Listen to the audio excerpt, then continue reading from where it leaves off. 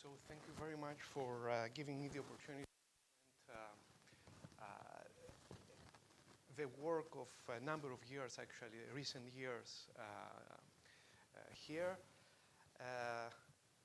And what I'm going to present is introduction of Fermi surface topological transitions and therefore Van Hove singularities and higher order Van Hove singularities, which is the consequence of them.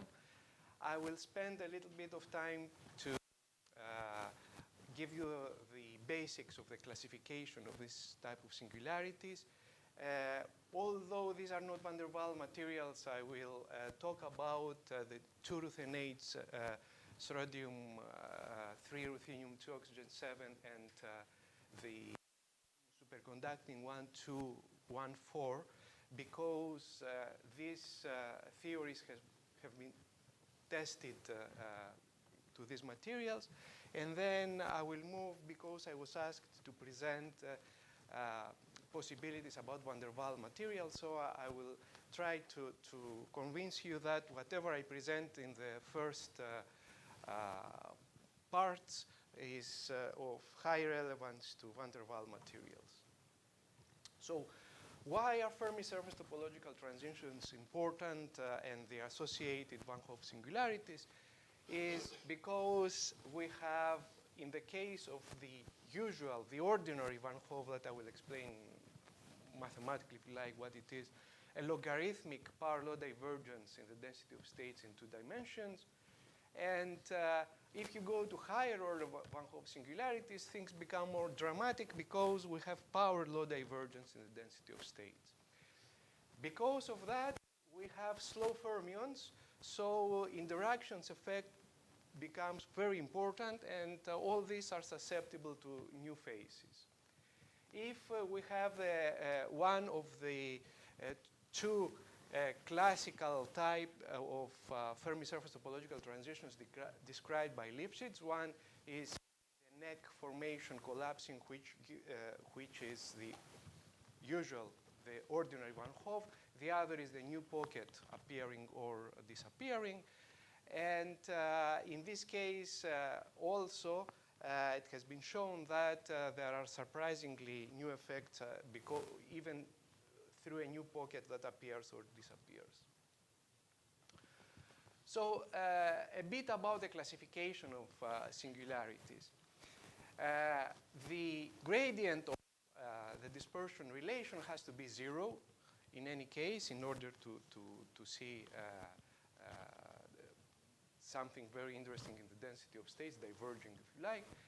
And then depends on what happens to the Hessian. In the 2D, it's a 2x2 system that you take into account that the Hessian is the second order derivatives in certain order, and we form the determinant of that.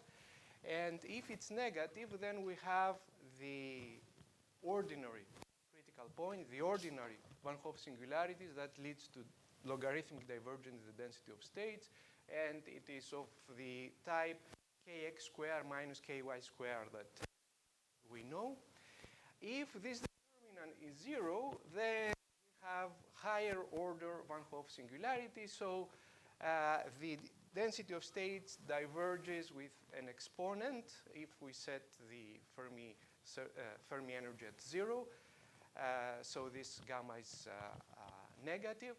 And what we found is that both the exponent but also the ratio of the coefficients above, below 0 are the d's that I've got there are universal and are preserved under smooth coordinate transformations.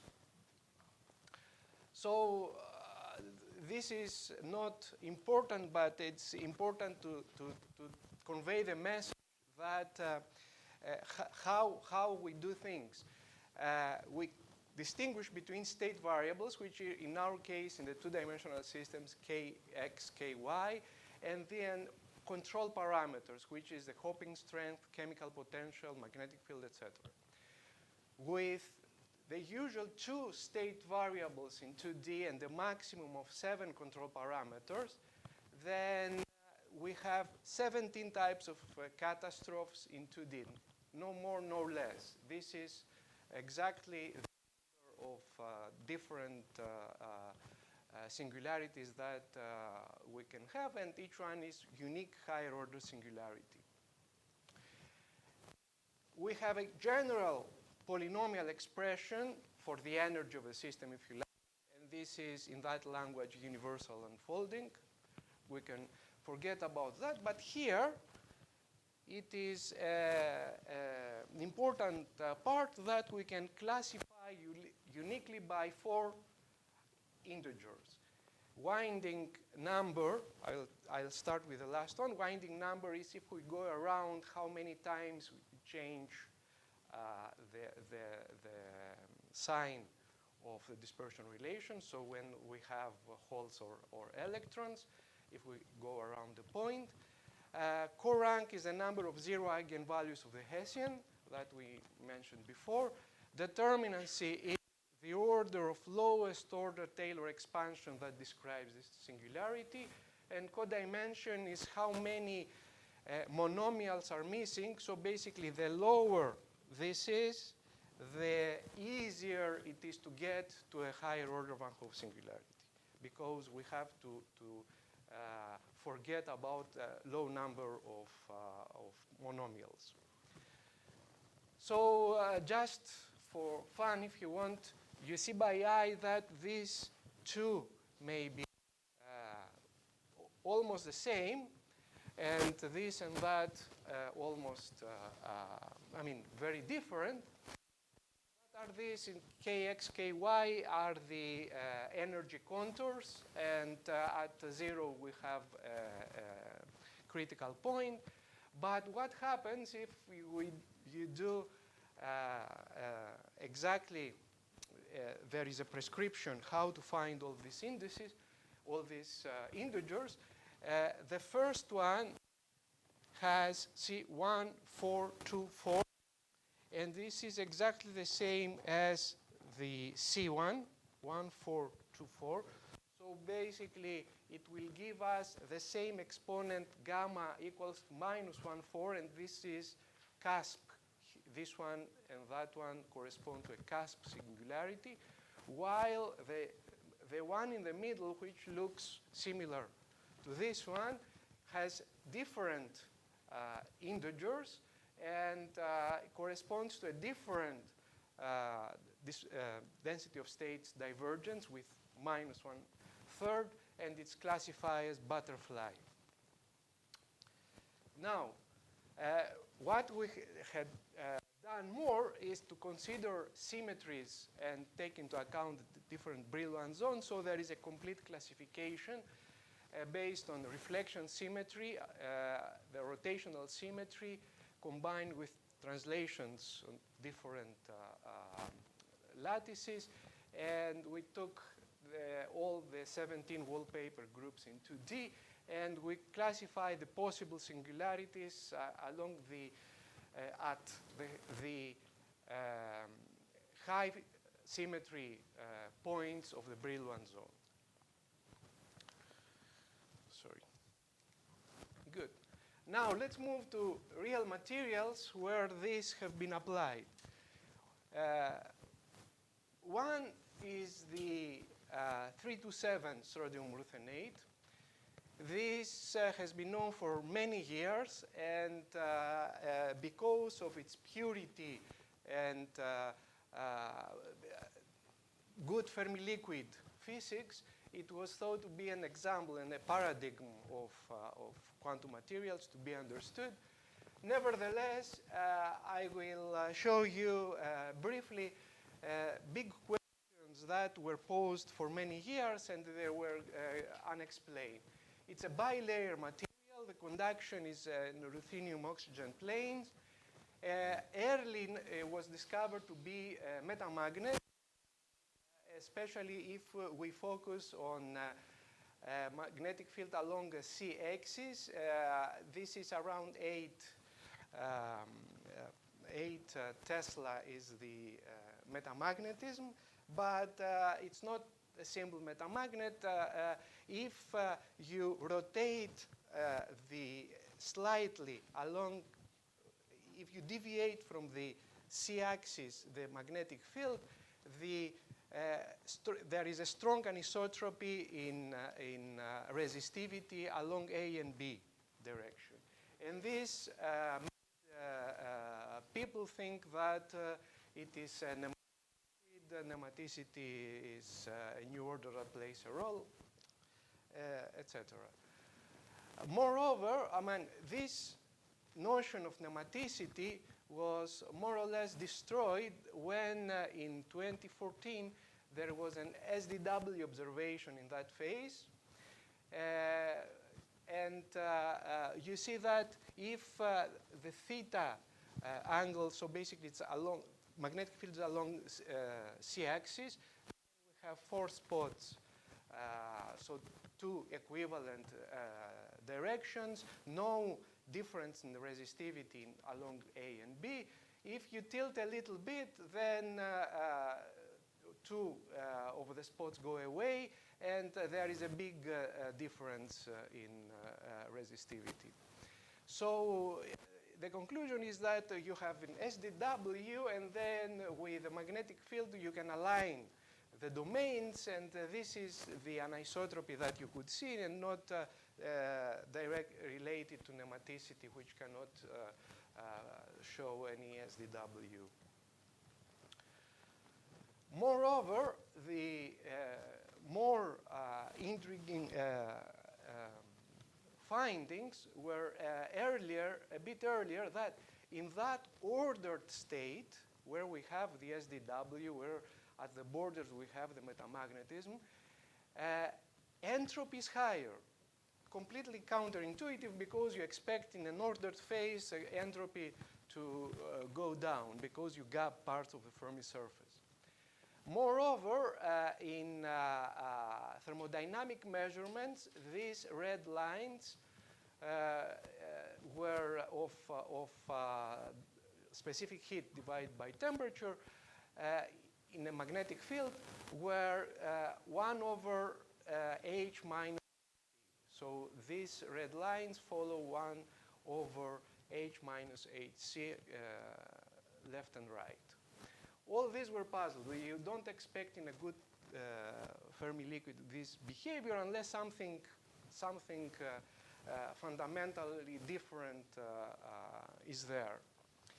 And the phase diagram is that we have 2 different kinds of SDW, the A phase and the B phase, with slightly different Q vectors in the A and B phase, but the difference is small, and this is measured along these hatched lines. Okay, you do get this if you have singular density of states. If you have a power law divergence, which can give us this 1 over H, for example, and also the inside is that if you have divergence in the density of states, yes, then you may expect that the entropy here is higher than outside, because you have so many density of states, and some of them are gapped because of the SDW, but you are left with so many different, so that you can have the entropy increased inside the ordered phase.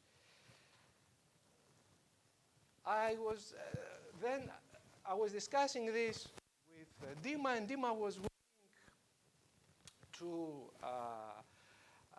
use the capabilities with DFT calculations.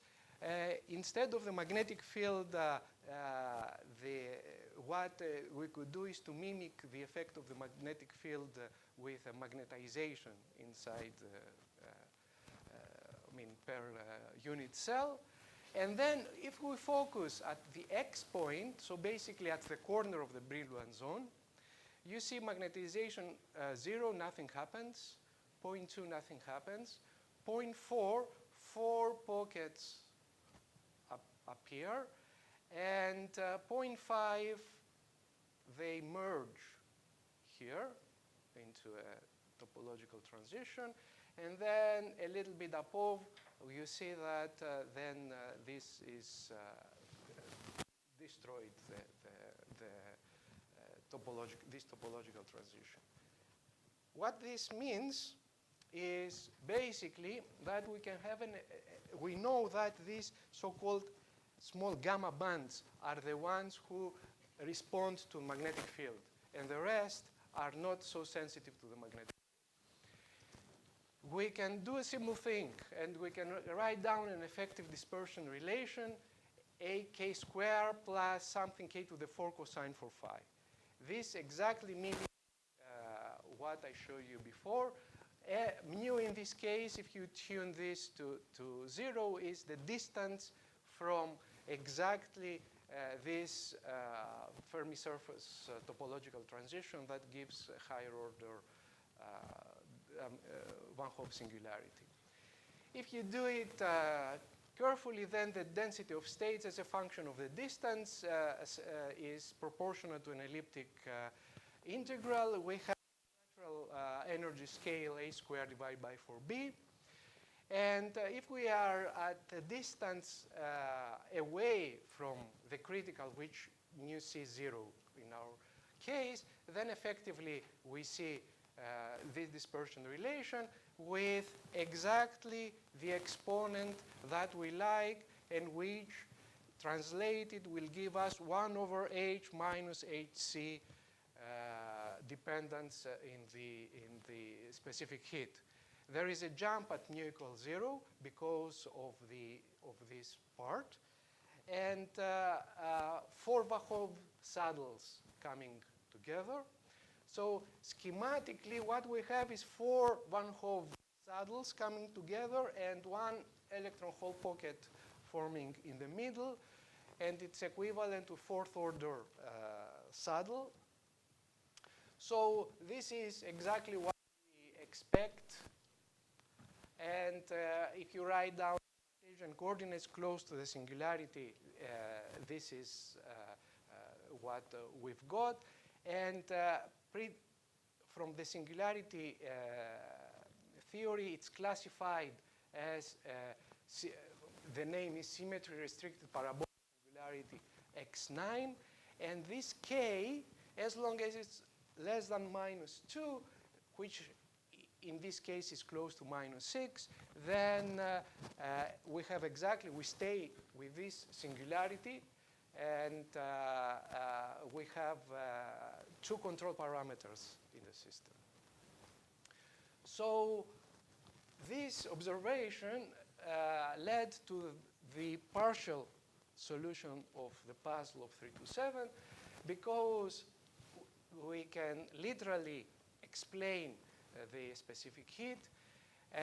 We can explain the increase in entropy inside the phase. And we can explain by various methods why we see, also C over T going as log T at intermediate temperatures. And there is a question mark whether we can explain also the SDW value Q. What we got for free is that these 2 parts are almost Q, but what complicates the situation is that other parts of the Fermi surface are also at a distance almost Q. And since we are playing with very tiny differences, we are not sure what contributes to SDW.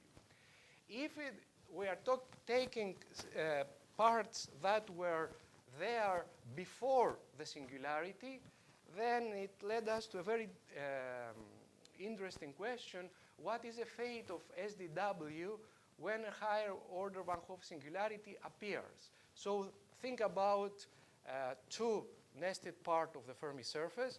Bring, because you change magnetic field, something, a singularity at some point, and then ask the question, what will happen to the singularity? Naively thinking, we would expect that you are going to kill this singularity. But what we surprisingly found that anything is possible in multi-orbital systems. Even the enhancement of the critical temperature of SDW by order of magnitudes, by orders of magnitude. And this is in a paper here. I mean, if you would like, we can discuss separately details of that and what conditions you may observe that. Does quantum criticality play a role? Yes, T log T is a signature of quantum criticality. We have from A to B the SDW phase that we haven't explained, and all the scaling at SDW transition can affect the details within the phase. Good. Second, so extended Van Hove singularity in Schrodium in 214. This is a different Schrodium ruthenate. It's a bit more famous because of the superconducting properties. It was the first non-cuprate layered superconductor observed. And in 1996, you see a paper by, one of the co-authors, Betouras, who talk about Fermi surface and extended Van Hove singularity in this non-cuprate superconductor. And exactly same time, extended Van Hove singularity non-cuprate layer superconductor by a different group. Good. We thought that now the notion of extended there is a bit vague. Now we have the tools to analyze this. This is extract from a 96 paper. You see what extended means, that you have almost flat or with higher order saddle. This is energy as a function of k, kx or ky in two different directions around m point. And if you go from gamma to x, then you have three crosses. People now, especially groups in St. Andrews,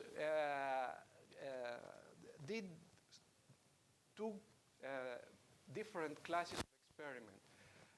Quasi-particle interference experiment and ARPES measurements, and understood that what is extended is a surface state of 214 due to rotating of octahedra of ruthenium oxygen 6 octahedra close to the surface. It is energetically favorable, this octahedra, to rotate different from the bulk.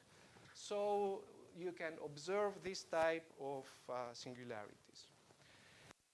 Now, a small digression, because we wanted to use the input from both experiments to give a final answer.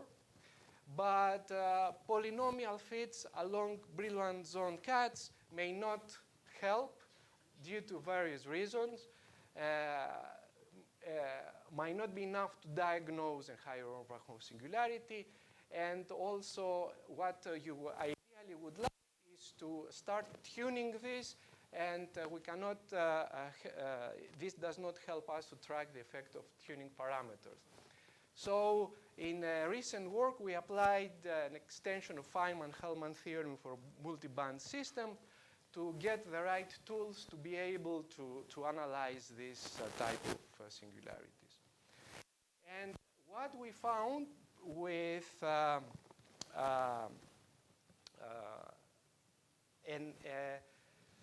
tight binding model from quasi-particle interference work is that we can have two different saddles. One is at a new point, this one. The other is created by this one, okay? With very tiny difference in the location of the two saddles. But this is the conclusion so far, because but it turns out that experimentally it's not clear what angle is precisely the octahedra rotated at. So we are more fine-tuning from the experimental results to see if it's possible to merge these two saddles to a higher order Van Hove singularity, or this the final question, the final answer to the question. Moreover, using from quantum interference from the tight binding model with good very good precision and good, satisfactory, we can reproduce for free the Fermi surface, which is close to the experimental one. So this is very, very close to getting the solution whether there is a higher order Van Hove singularity here. Now, I was asked to mention possible other compounds that Van Hove singularities exist. You can find basically everywhere now, because the experimental techniques are so much more sophisticated that they can detect this difference. One class is the Kagome superconductors, where they have reported several, very close to the Fermi surface, several different Van Hove singularity. What means is that basically you have two parabolas that giving you conventional Van Hove singularity, but if they are a little bit more extended, it can easily go to a higher order Van Hove singularity and with more dramatic effects, as we have discussed. And actually, this twofold Van Hove singularity was associated with a charge order in the Kagome superconductor, this cesium, vanadium, antimony one. 3 minutes. The other one that, for example, closer, van der Waal material, indium selenide. And the reason I put this there is that you can tune it to a higher order Van Hove singularity, or almost flat, what they call flat band, but for us is a higher order Van Hove singularity, because you see how flat it shows here, and if you go to analyze, you question how flat is flat, basically, and you see that there is the possibility of higher order Van Hove singularity, but at high angles compared to twisted bilayer graphene, for example, that we need small angles and to create this. Another one is actually early enough band structure in atomic layers of hexagonal gallium chalcogenides. Okay? 3 different disulfur with 2 selenium or 2 tellurium. And there is a part in the, if you want to model the maximum of the ballast band, that scales as k to the power 6 cosine 6 phi. So there is potentially higher order Van Hove singularity there. But I would have missed something if I didn't. I want to refer to this paper, the catalog of flat band stoichiometric materials, a very recent one, Renaud and Bernevik and many co-authors reported, they classified the flat band associate different materials with flat bands associated to localized Wannier functions, or to quantum interference effects, or to obscure Wannier functions. And they went down to a whole list of hundreds of materials.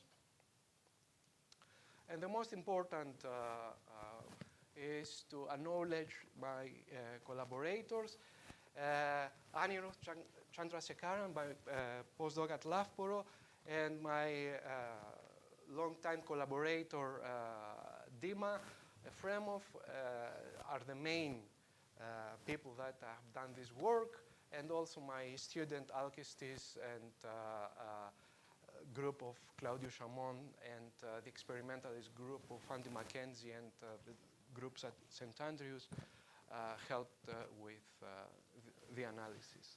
Thank you very much. Thank you very much. And I think maybe only one question because time is really Sure.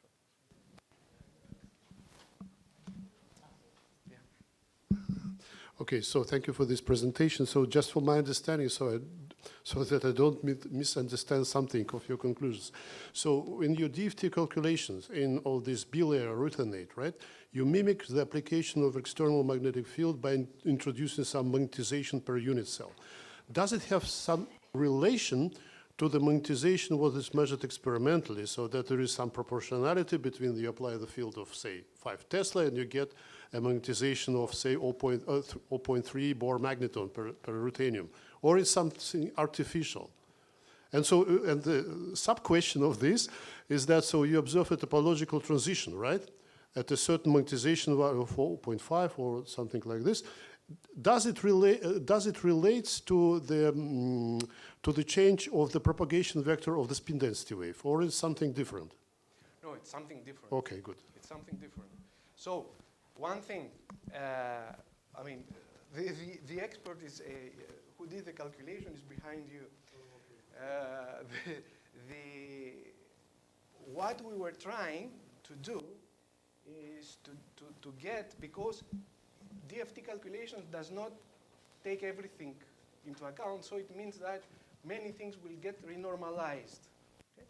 But if you have sensible magnetization, that more or less will be associated with real, not exactly these